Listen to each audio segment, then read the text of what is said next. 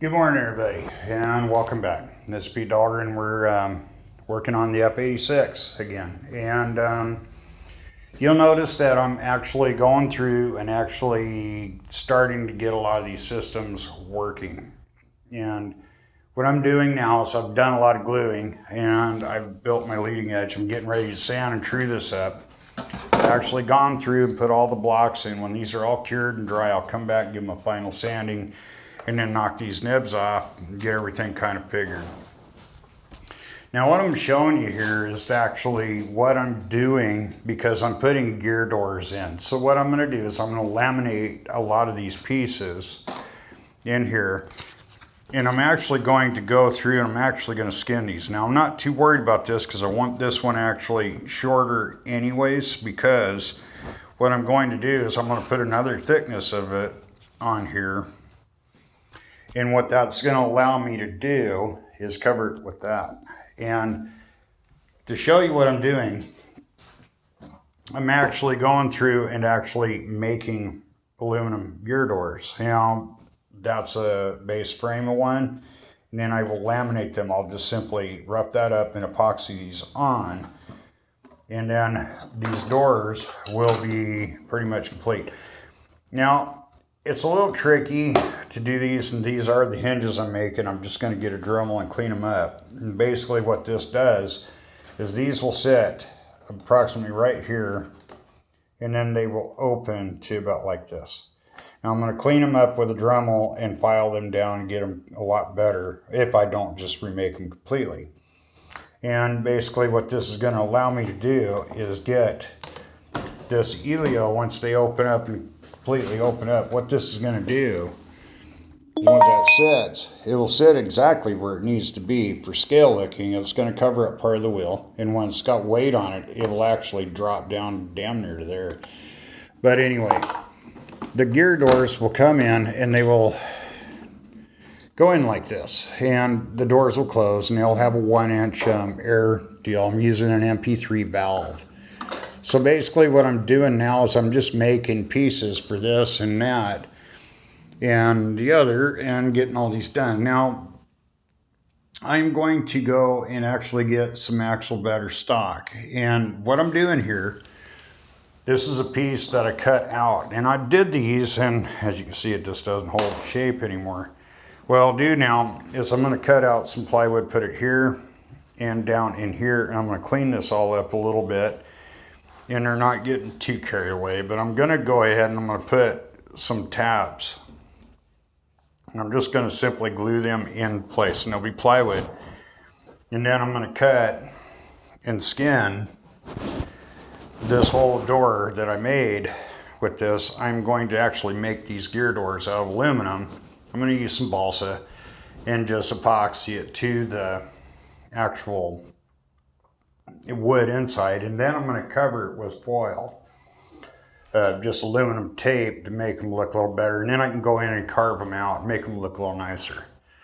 And I'm not getting too overly carried away with a lot of it because these doors will be closed when the airplane is on the ground. You'll only see them when they open. And I'm not going to get too overly carried away on a lot of the detailing. I just want things that you're going to notice away because I'm still in a sport category here. So not going to go too overboard with it, but then again, you guys know how I am. It could, you know what, I'm just like Walmart, price is subject to change. I may need to think of something else. So anyway, I'm making these. Another thing I'm doing is I'm configuring my steering.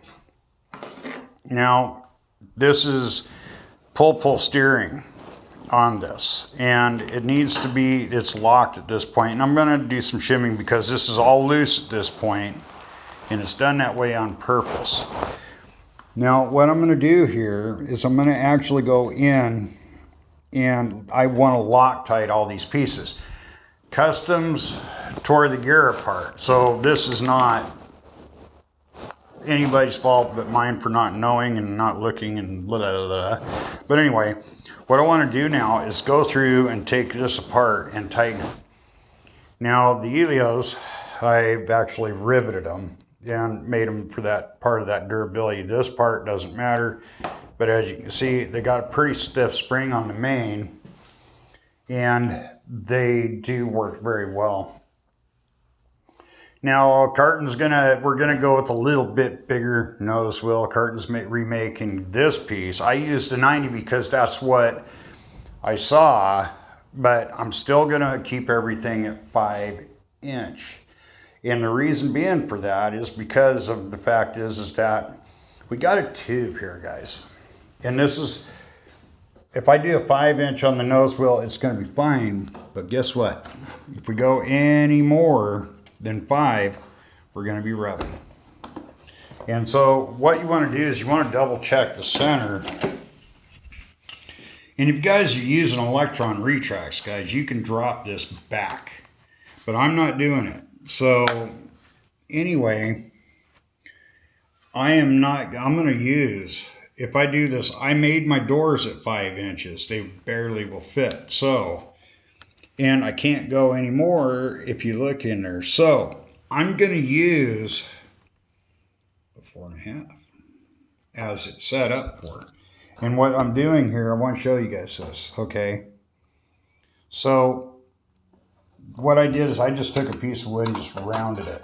Now you can take a protractor and go up there and make a circle with a compass and all that, but you know what, this works for me. So basically what we're doing here is we're coming up and we're saying we're using a 4.5 inch main wheel. I'm going to use a 4.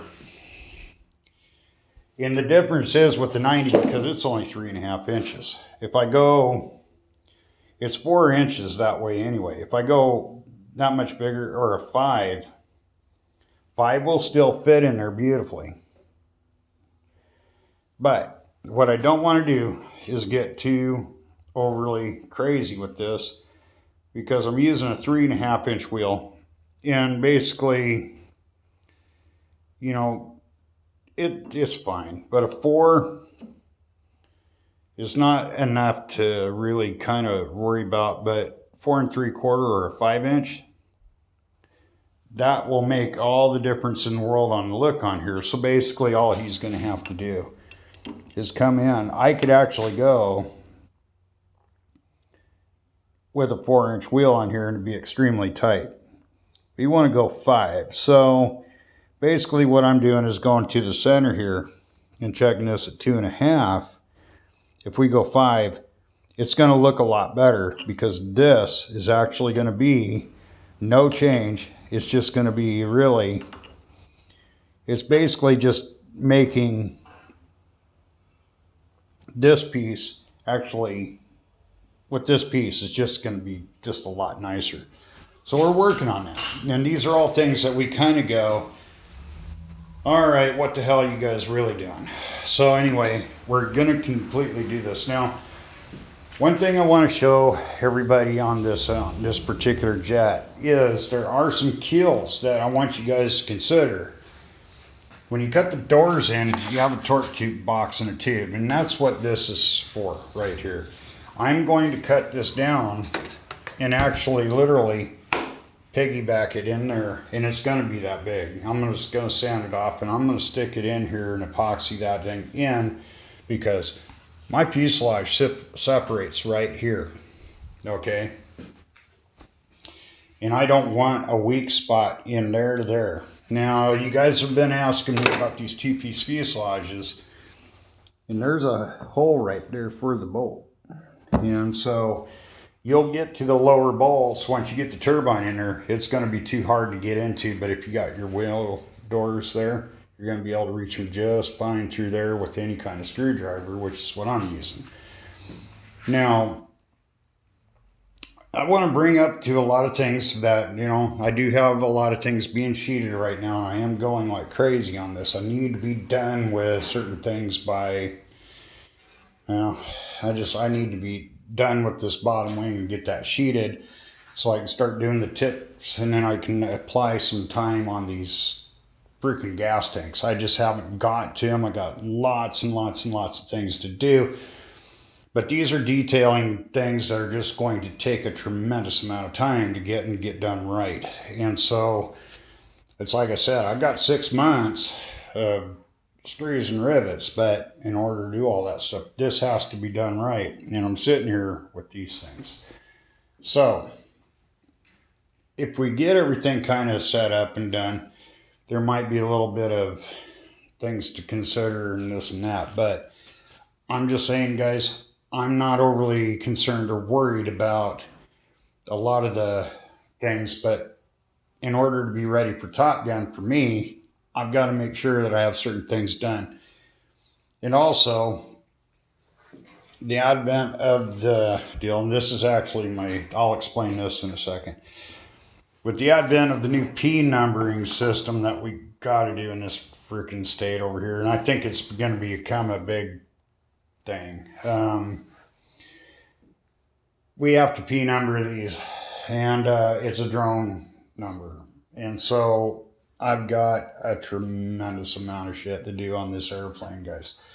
And so in order for me to be able to get through all of it, I'm going to have to go through and I actually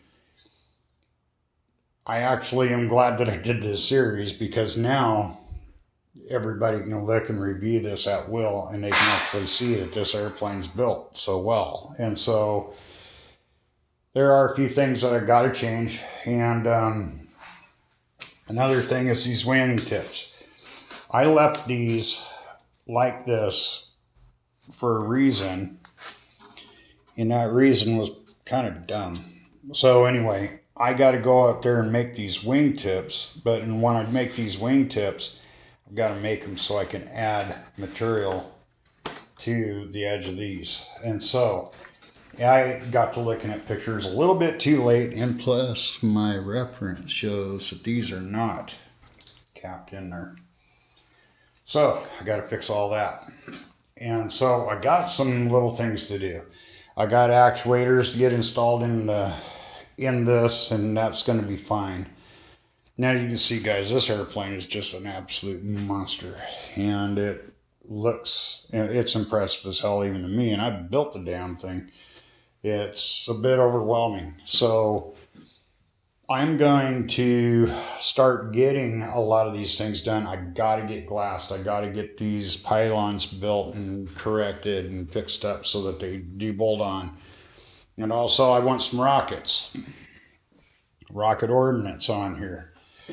And the one big thing is, I know I wanted an American version of the camouflaged monster, but the main thing here is that I am going a German paint job. So the thing is, I want camo, but I want something that's going to be accurate and looking good. And now we have Flightline Graphics coming back online, and that's where all my maskings, that's where all my dry rubs and everything that are going to go on this jet are going to come from. And of those of you that have seen a lot of my other series and things have done know that I am a custom painter. And the one thing is, I love doing it. And so we're going to be doing a lot of base coat on this, and we're going to be using things that I'm going to have matched. And we're going to be using a lot of different materials. But I also want you guys to remember this. I've seen a lot of you guys are building this jet now. A lot of people are building this jet, or is getting ready to do it. The one thing I want you all to remember, if nothing that you don't remember, is this. And I don't want to hear no bullshit about no Alzheimer's or I forgot. Make sure that when you are building this stuff, that you are aligning everything with these tubes. And that goes forward and rear. When you build something on one side, you want to make sure that this is absolutely connected to where it goes, because if you don't, you're going to lose your alignment and it's going to become an issue. Now, I'm going to show you something, and I did this on purpose. Again, this is a common issue, especially with guys that build a lot of things like Zerollis and all this stuff like that, when they don't have all their parts before they start.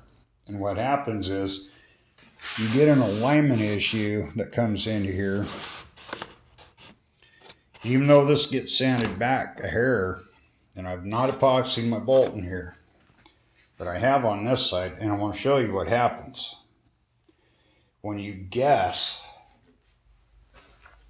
You get a misprint, and this is going to take a little bit of work. It's not a big deal, really. This gets sanded back a little bit. It looks worse than it really is, but this is going to have to be filed off. It's going to have to be done, and then we're going to have to do some repairs with it. And it's really not a big deal, and I am not going to grind that off. I'm going to show you guys how I do this, and it's not going to affect anything with the panel lines or anything, because I'll just reshoot them and make them even better than they were before. Now, the one thing is, what you guys remember is that if you're doing this, and I highly, absolutely do recommend that you have a model. And if you do a 48 scale, every measurement you take off this with a micrometer is factored by 12. It's all times by 12. That's where you get every one of your lines, and they're dead accurate. They're perfect. You can do it the same thing if you know where to look on your 70-second drawings and all the stuff like that. 48 is going to give you some of the better details that are going to help you out with a lot of different things. And it's just going to be something that's going to be a lot better suited for what you're doing. Now, what I'm doing here with these gear doors, and I'm going to explain a couple things while I've got everybody online, is that these all got to be sanded, so I'm not too overly concerned. The one thing is, I will be using a flat hinge here, or I will get a tube and I will just cut it and run a rod through it so it can be accessed. These doors will fit very nicely if you get them set up nicely. Now, everything kind of points in, and as far as doing gear door wells, I'm not going to do them. I'm going to put something over the top here, but I want to explain some things about the landing gear and how to make this a whole lot stronger, because this is a laminated piece of aircraft plywood, and then I have 2 holes drilled through it that I need to put some sleeves through it so that I can actually go through and run these pull wires through it. And you want this so it's done. Now, if you're running a standard, the Electron, none of this is going to do you any good, what I'm telling you. But if you're going to do air retracts and you want the rotating gear, and if Carton actually builds it for you, this is the way we're going to do it. And I'm doing this so, as you can see, I want these gear doors to close up and close up nicely. But there's some other things in here as well that we have to add to make this work real well. Now, when I put the servo in it, this pull system does actually work extremely well. And so what I got to do here to make that stay well is it'll be involved in here, but it's going to be really close to being inside the doors. Well, the doors open up and they'll be out of the way. No issue there. But what I'm going to do here now is I'm going to start gluing in some pieces in here. Actually, I want this actually done with a plywood part under here so that all my scrap plywood will have some mounting points all through here. So I want mounting points here, but I want to strengthen this a little bit. And so I'm going to do that with some plywood, and I'm going to put a piece in here. Now, if you want to put the lights in here, guys, you definitely do have the room. I'm not going to, for the reason is, enough's enough. I do have lights that go through this thing, and it's enough. I'm not going to make this work. I just don't want to deal with it. I could always add them later if I really got frustrated with the way it looked. Yes, they look good, but I'm not going to that much of an extreme. And so I've done everything else that I can do that I feel, and it's just saying when is when. And you know, there it's another $200. I'm already in this airplane, damn near $8,000 or $9,000, and it's just kind of like, yeah. Try explaining that one to the wife. So it's kind of like, well, all right. So, anyways, I got some really cool stuff going on. We got more cool stuff going on, and we're gonna start getting these this set up for wheels. I have not installed the bolts here. I just glued these in, and then I'm gonna make the hatch spot for this stuff, and then we're gonna start adding metal of two things, actual aluminum parts for things, just because I can do that. And it's not a matter of, it's just a matter of just doing it. So that's why a lot of my plywood parts are kind of in blanks, and they're going to look like panels. They're going to look like they belong there. And so we're going to do a little bit of, we're going to make some of these things look like they're supposed to look, but we're also going to make things extremely, and we're going to make them all just very user friendly. Now, as far as my steering servo goes, I am going to mount mine. I got a piece of plywood here. And what I'm going to do is I'm going to mount it inside this, and I'm going to make it so it screws in with some T-nuts, and then it's going to sit down in here. And it's on your double down there, and it's not a real big thing. So what I'm going to do is I'm going to put this in here, and I'm going to make it, if you can see that, so I can reach in and actually make that work. And it will work beautifully. So, but it does need to be centered on that piece there, so it's got enough to work with. It's not a big deal. I'll epoxy it in, and then I will put a wider stance on here to give it a little bit more pulling power. And what that does is it will actually take these two wires, and what I'll do is I'll see if I can show you how I secure those. It's not a big deal. They will go in like this, and then we'll just put some crimps on it, and that will actually make it good. And you can use anything to do that. You can use some brass tubing or whatever. As long as you got it, you're good. And you can even tie it and secure it with some heat shrink tubing, and that's actually enough. You want it so you can take it apart if you ever had to. But anyway, there's little things that are going to be done in here, and they will be things where these pieces will just be good. Now, Carton Alexander asked me what servos I'm using for all these, and I use these digital super speed. These are high-tech D625 MWs, Metal Gear, and they are freaking fast. They are beautiful servos. They extremely responsive, and they do a wonderful job. And with all the servos I've got 8 of them throughout the airplane here so far. I got more going in for other places, and it's just kind of like, okay. And of course we have actuators. So I have one more up here to put in the other.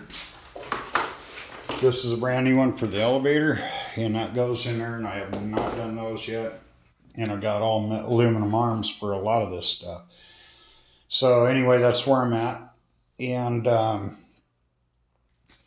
starting to get some other things done to where I can actually go through and start getting other things done and built. And I think this is one of the deals where now that we're starting to get things, we'll be able to start taking things apart, start getting things glassed. And this is going to be the biggest glassing part of this deal.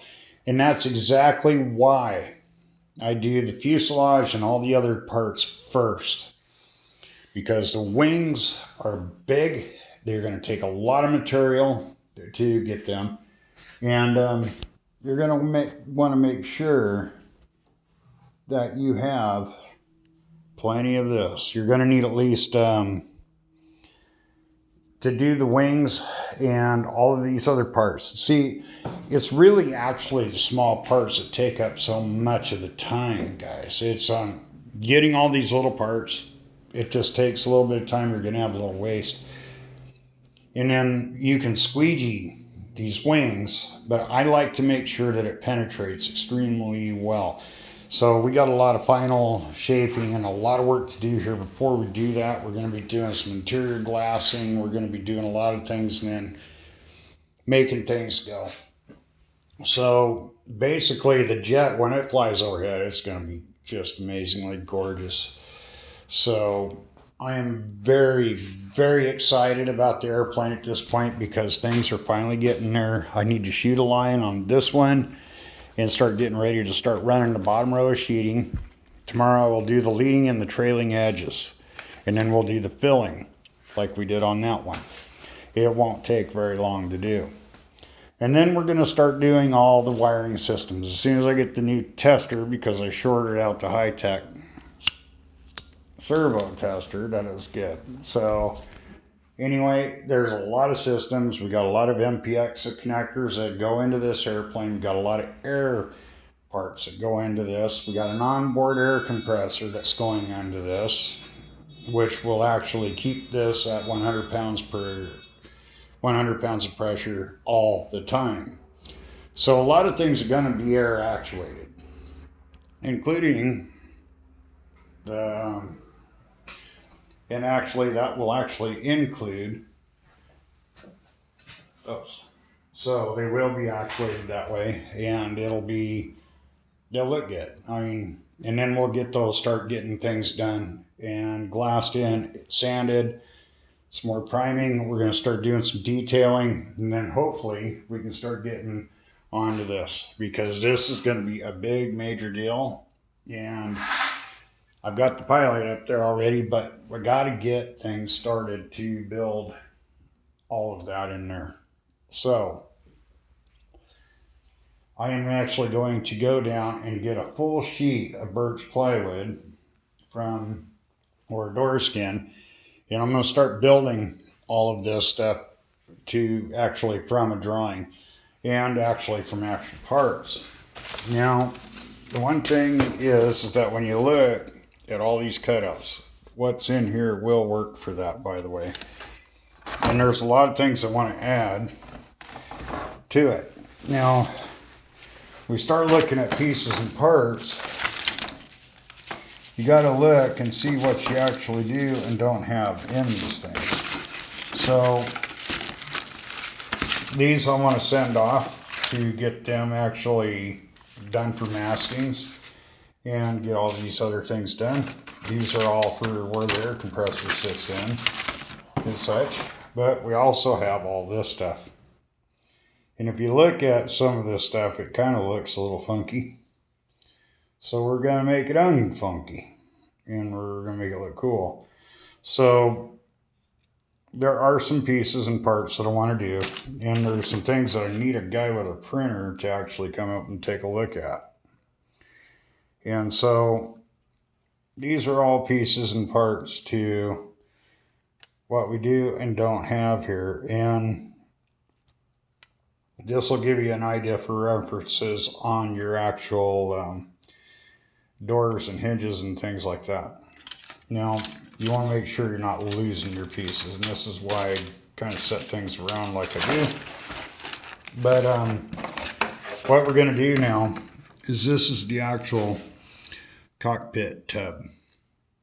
And I'm going to measure this out, and I'm going to make that all kind of work for my advantage, and then I'm actually going to start making some pieces and making things that actually do work. But this tub needs to be built, and we will make it as I will measure that, and then we will make that tub off of that, and I'll show you exactly. And that's a little bit of math, nothing serious. But what we'll do is we'll make that work, and then we will make it fit into there, which means we can finally cut this out. Until then, my friends, that's it for now. And I'm going to start, I'm going to start marking some things out and start getting some depths for this, and then I can start getting the iFly Tilly's parts. Hopefully they're done. We can start getting some other things actually built and getting things done.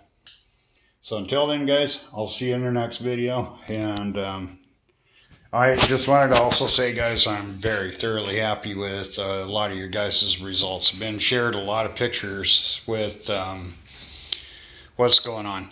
And if you are on Facebook, join the Mirrors Builders page that's actually really a really cool little group. And everybody in there that's on that is actually building. They're showing a lot of really cool developments for a lot of things, and I'm really getting excited about it.